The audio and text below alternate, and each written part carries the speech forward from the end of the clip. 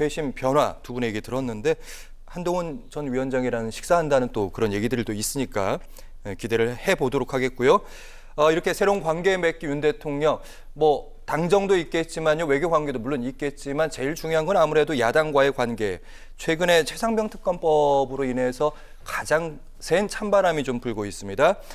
민주당 최고위에서는 이런 발언도 나왔습니다. 탄핵이란 발언이 처음으로 나왔는데 정청래 민주당 최고위원, 특검 당사자가 거부권을 행사한다. 대통령 탄핵이 국민적 유행어가 될 듯.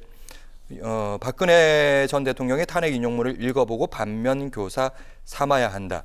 물론 이제 민주당이나 조국혁신당에서 탄핵이라는 얘기는 나왔는데 최고위의 지도부에서 나왔단 말이죠, 박찬원 교수님.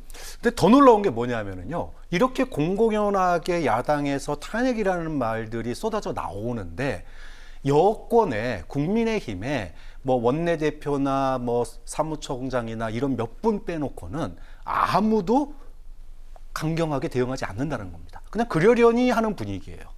저는 이게 의미하는 바가 크다고 봐요. 그러니까 이미 법리적으로는 탄핵이 쉽지 않은 상황일 겁니다. 하지만 이미 여권 내의 다수의 의원들도 정치적으로 지금 이번 총선을 통해서 또 이후의 과정을 통해서 대통령이 사실상 식물 대통령 되고 있는 거 아니냐라고 하는 이런 어떤 분위기가 형성되어 있기 때문에 과거 같았으면 아마 작년에 여권 그 최고 지도부 회의에서 최고위원회 회의에서 탄핵이란 말 나왔으면은 여당 의원들이 전부 다 들고 일어났을 겁니다. 역풍이죠, 이거는. 네, 난리가 났을 거예요. 언론도 대서특필되고 대선에 대한 불복이다 뭐 난리가 났을 겁니다. 역대 정권에서 다 그랬었어요.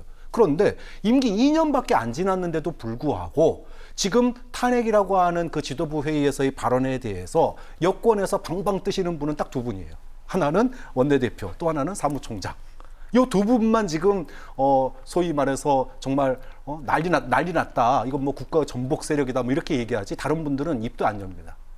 방금 말씀하셨는데 추경호 원내대표가 민주당 정권 흔들기 위해서 탄핵 주장 멈춰라라는 얘기했고요.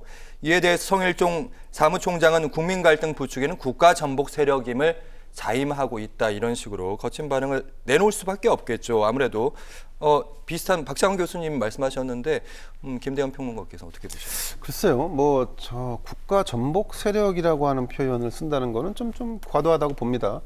이 말 자체만 놓고 보면 당신 정당은 우리의 파트너가 아니야. 상생을 할 수 없는, 그러니까 당신들은 적이야. 뭐 이런 느낌의 발언을 하는 거지 않습니까? 이게 집권여당의 원내대표가 이런 식의 발언을 한다는 것은 아무리 뭐 뭔가를 강조하고 싶은 본인의 어떤 그 입장은 이해가 됩니다만, 그래도 써야 할 단어와 그렇지 않아야 할 단어가 있는데, 만약에 국가 전복 세력이다라고 하면 이건 이제 위헌정당 아닙니까? 그러면 국회 해산이나 위헌정당 심판을 헌재 요청해야 되는 수준까지 와 있다는 얘기인지, 이건 사실 야당이 탄핵을 주장하는 것과 지금 여당이 저 당은 위헌정당이야라고 주장하는 막 이런 맥락이거든요, 사실은. 그래서 이 양당의 공이 뭐 전투하고 전쟁하고 하는 건 뭐 우리가 이제 일반적으로 보여지는 예니까 할 수 있습니다만, 과도한 비난은 오히려 국민의 눈살을 좀 찌푸린다는 점을 좀 알았으면 좋겠고요.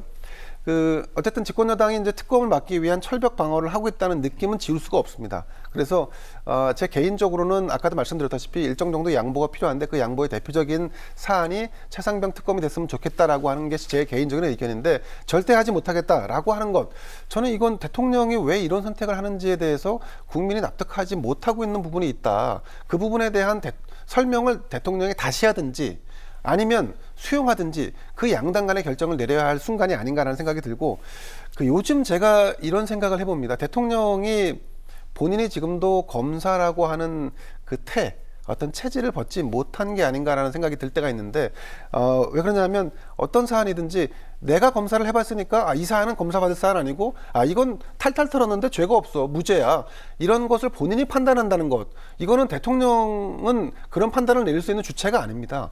검사나 아니면 법원에서 하는 어떤 행동과 논리인데 본인이 그걸 지금 하고 있단 말이죠. 그런 점에 대한 본인의 성찰이 좀 필요하지 않나 싶고, 또 한 가지는 요즘 이제 법리가 저는 법리 과잉 시대라고 생각합니다.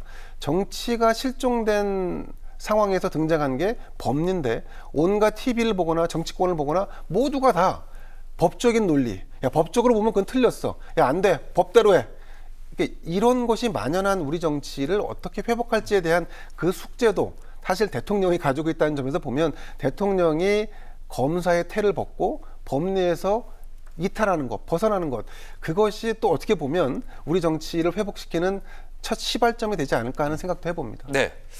자, 오늘 정치권 소식 두 분과 함께 분석을 좀 해봤는데요. 오늘 김대현 시사평론가가 할 말씀이 좀 많으셨나 봅니다. 그랬나요? 다음에 박지만 교수님께 좀 더 기회를 드리도록 하겠습니다. 오늘 정치권 분석 잘 들었습니다. 고맙습니다.